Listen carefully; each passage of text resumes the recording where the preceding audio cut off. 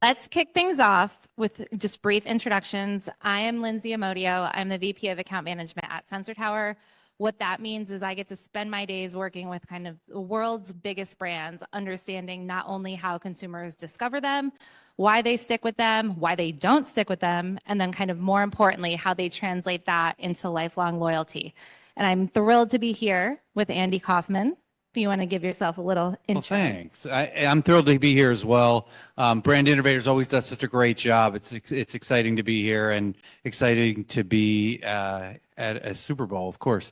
My role is the Chief Commercial Officer for the U.S. and Canada for a hotel company hopefully you've all heard of, Marriott International. Hopefully everyone in the audience is a Bonvoy member. If not, I'll have a QR code later for you to join.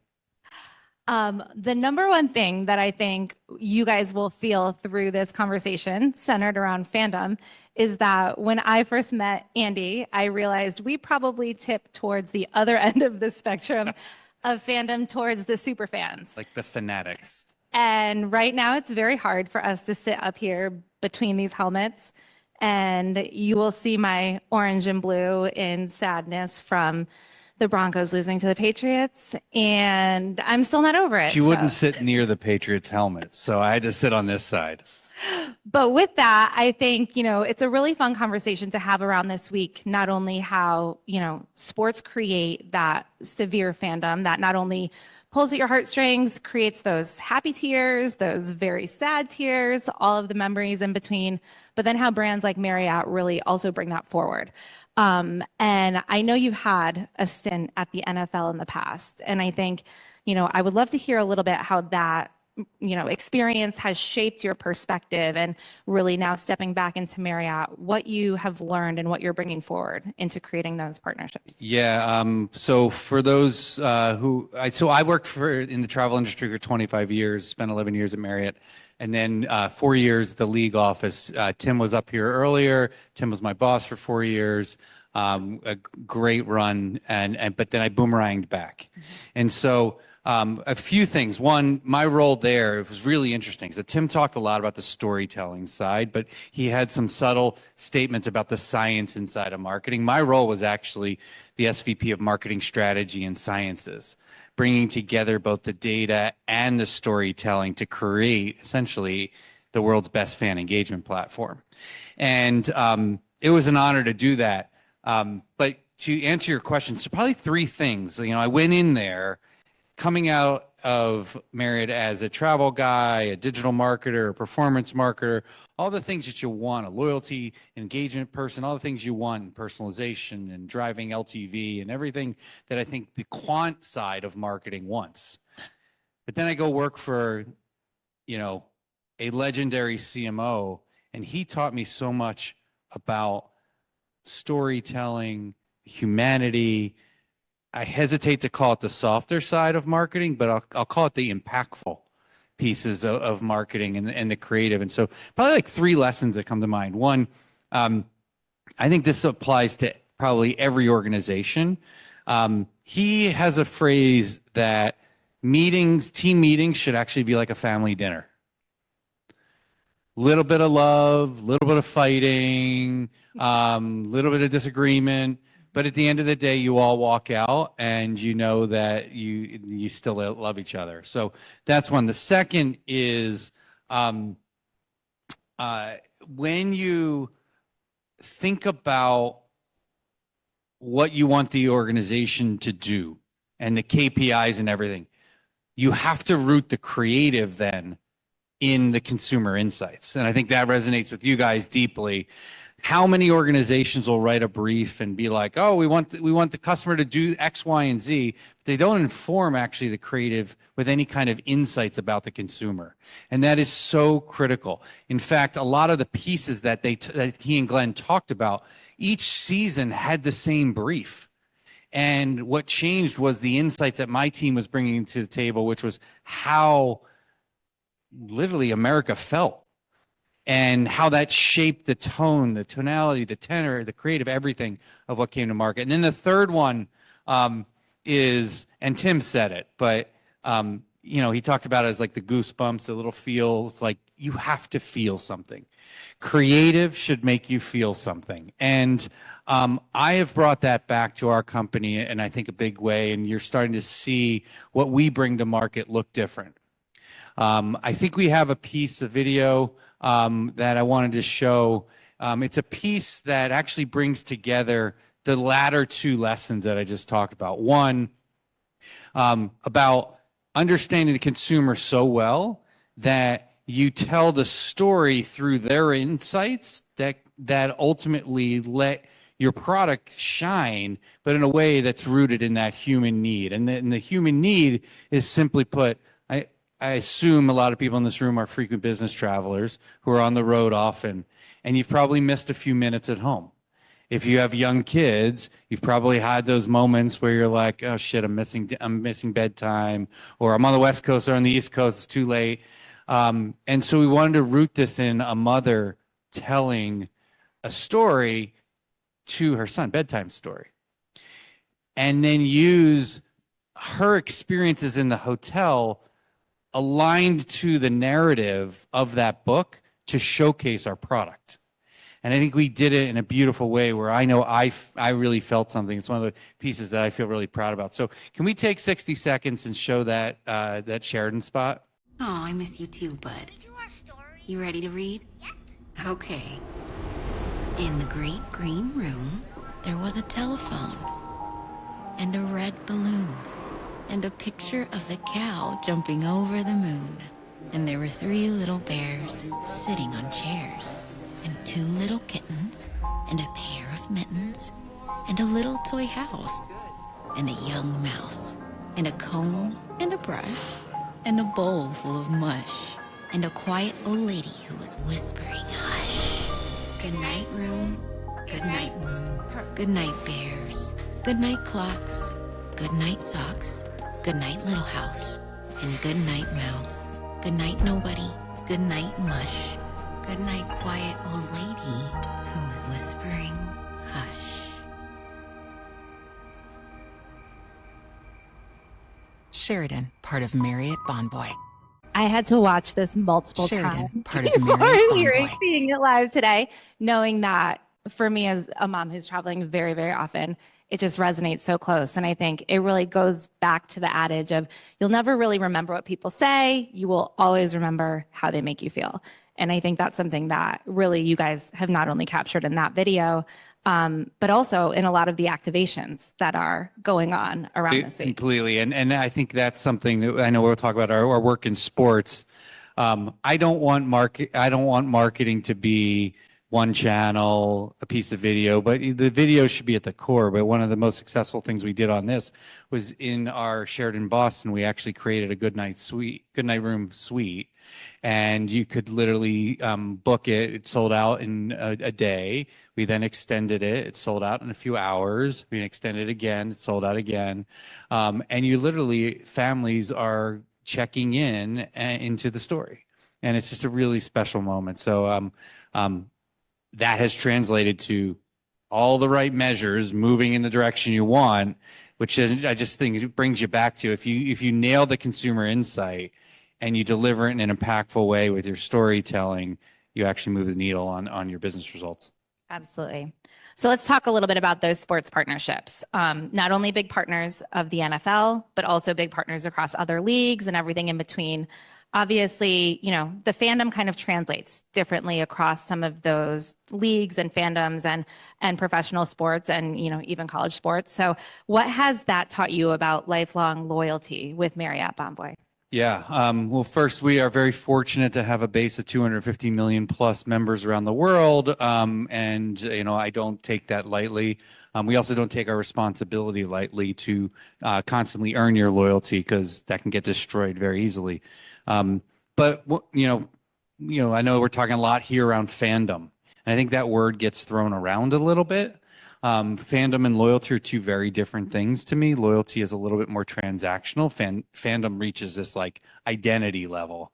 And so I think it's really important that we keep that in the right lanes. We aspire as a brand to get to a fandom level like the NFL has. Like that's what every brand aspires to.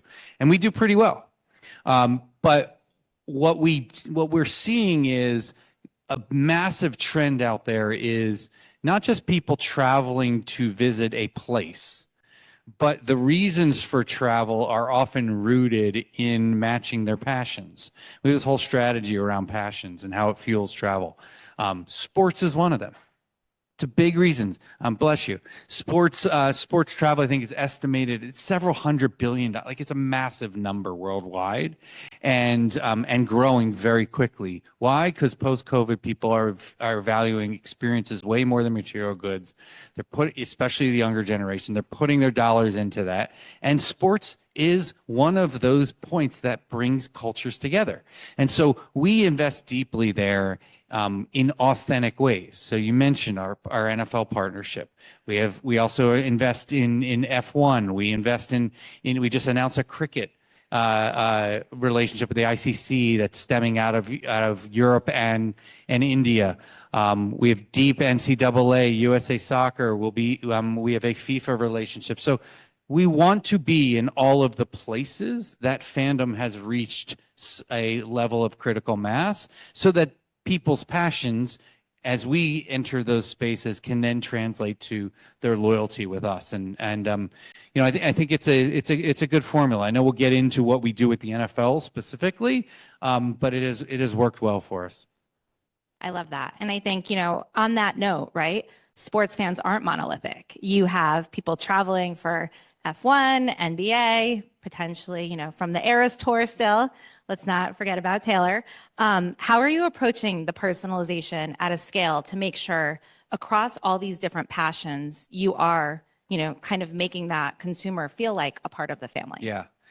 I think first and foremost, it's really important that when you activate with a partner like the NFL, you not just do a single channel or a single tactic. So has anyone heard? Hopefully you have. If you haven't, you'll see it this week. So for 10 years, actually, it started here in San Francisco. Super Bowl 50 for Courtyard, we did our first what we call Super Bowl sleepover. What we do is we go in, we buy a suite in the stadium, and we transform it into a courtyard room. We then run a contest where one winner gets to sleep the night before the game and be the first fan in the stadium, because they wake up in the stadium. And it's amazing. Like, you go into the suite, it looks exactly like a courtyard room, and you open the curtains, you're like, holy shit, there's the field. It's so good. And then we flip it that day to become our hospitality during the game. 10 years ago, when we started doing that here at Levi's Stadium, that was the only tactic. It was a sweepstakes and a payoff. Fast forward to how we're doing now. We are everywhere in the city. We're activating across a dozen hotels around the city.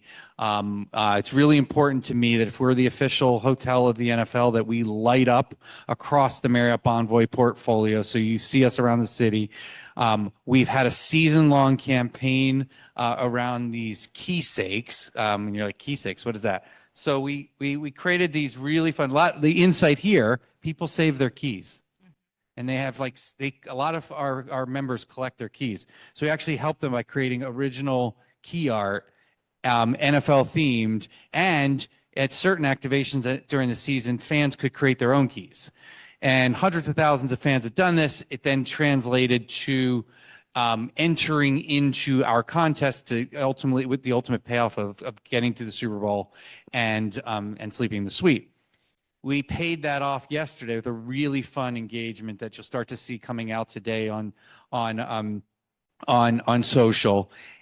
And then on top of that, we'll have a massive hospitality effort with both B2B and B2C. And then our final thing is for members, we have what we call our Moments platform, which is literally you can use points to cash in for once-in-a-lifetime experiences. So I think we had 156 different Super Bowl-themed moments packages. And so you just get a sense for this fully integrated effort around sports, which is really important. And so that gives us that beachhead. But we know that's mass marketing. So to go back to your question on personalization, it's really important inside of our base of 250 million members. We have so much data on each of those fans. How are we activating on that? One, there's all the technology, the stack, the CDP, and all the fun MarTech. But ultimately, it's about having an engagement network that isn't single channel. So we've architected our engagement around identity. Now, that feels very digital. The beauty of what we do is it's not just digital. It's physical, and it allows for not just us to do things for our own customers and driving our own internal KPIs. It has provided a new platform for us to monetize with other partners as well. And so when I think about this stack, I don't know if you can pull up, there's a slide that shows our ecosystem. I wanted to just make sure you all see this. One, this is like the digital view of it, right? So we have a massive digital platform, Marriott.com, and the mobile app. You all probably use the mobile app to check into your room, to get your key, et cetera. The numbers here are enormous in terms of the audience. Email is the same, but the big piece that's different when you think we're a people-powered business, so how are we enabling this data to get in the hands of our associates so that they can take better care of you and create personalized stay experience? And then the right side of this is what brings it all together. The televisions in the room. So let me give you some stats. In the US alone, we have more than 1 million rooms. Every single one of them has a 55-inch plus TV in it. That TV knows who's in the room. Fully addressable, fully personalizable, identity at its core. And if you take our average occupancy times the number of rooms we have, that's a media network. That's viewership of those TVs. That's the equivalent of a top 5 cable network.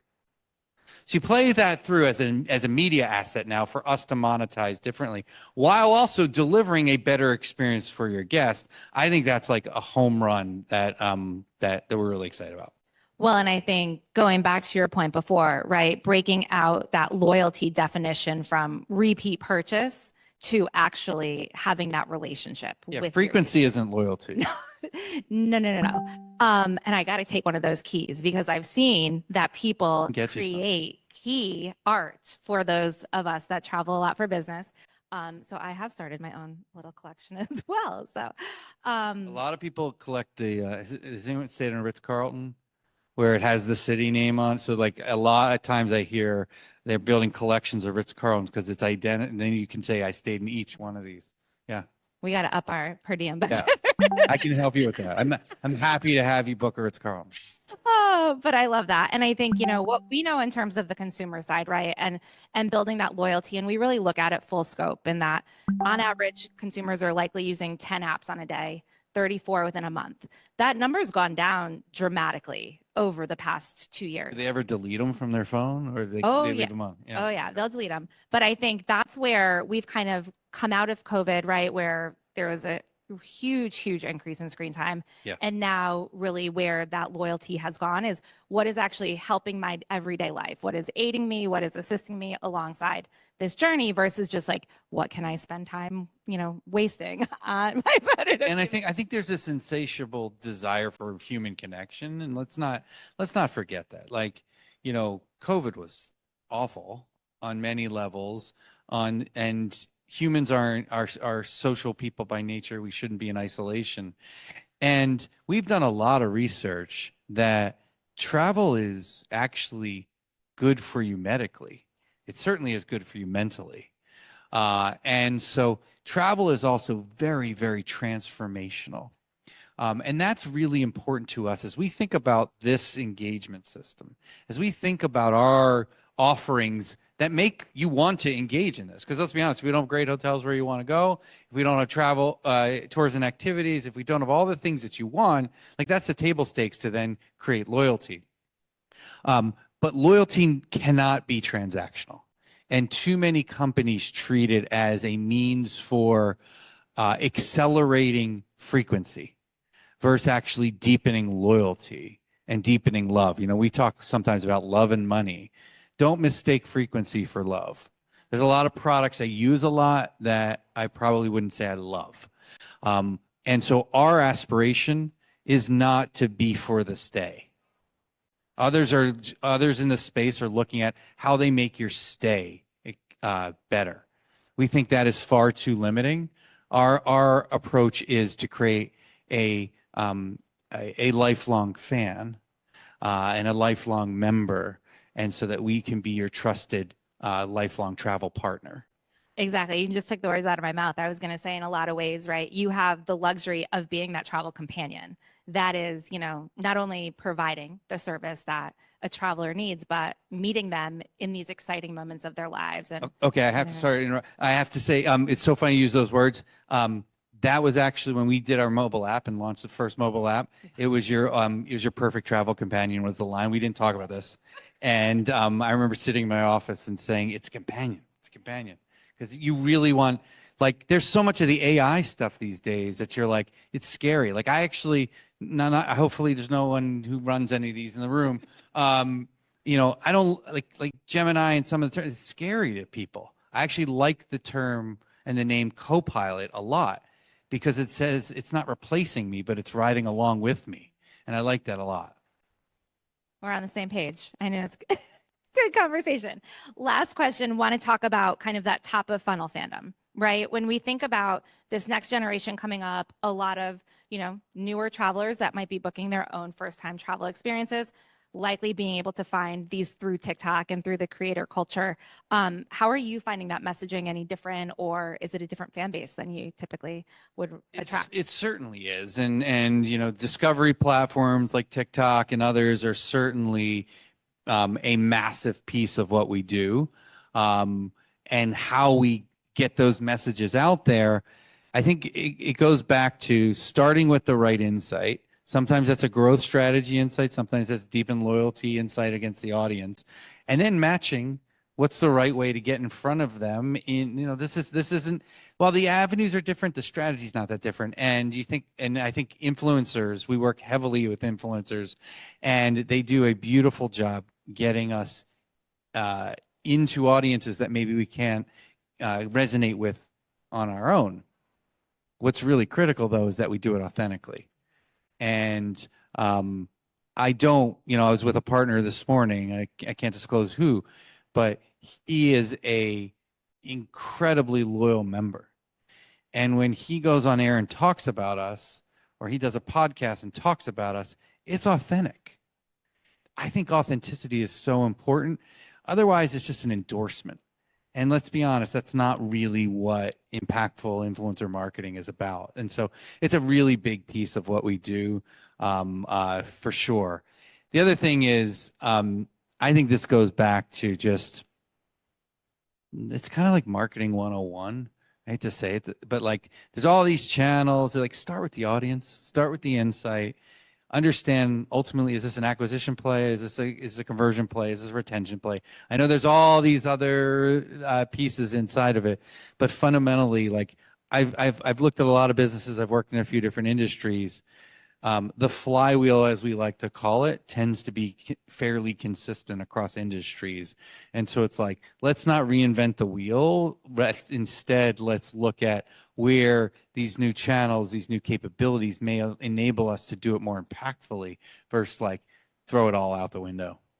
Well, and I think with that people first mentality and the authenticity that the creators can bring, and just where you are meeting these, consumers and travelers along the way, is what's really setting you up for success, and why I'm sure many of us here are also Bonvoy members, because, really, that accepting that, experience and that relationship as we kind of go from city to city and for fun things and for work things, it is always there. And as a personal Bonvoy member, also a thank you to you for prioritizing that. I appreciate that. And the final thing I'll say on that is you asked me earlier on personalization, and I've been working in personalization for years. And I remember when we first started building our stack, there was a statement made to me that, everyone's focused on the MarTech and the ability to follow the customer and have identity and follow them cross channel.